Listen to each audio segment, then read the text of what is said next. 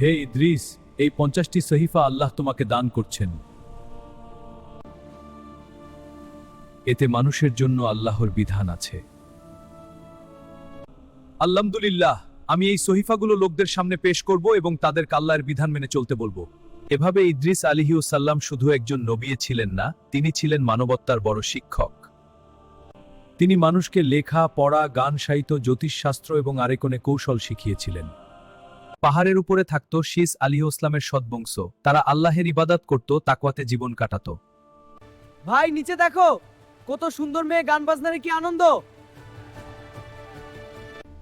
না ভাই, ওটা শয়তানের ফাঁদ। তুমি যদি একবার নামো আর ফিরতে পারবে না। আই শুধু একটু দেখবো, কিছু করব না। আর এই শুধু দেখব কথা থেকেই শুরু হলো মানব ইতিহাসের প্রথম ফিতনা।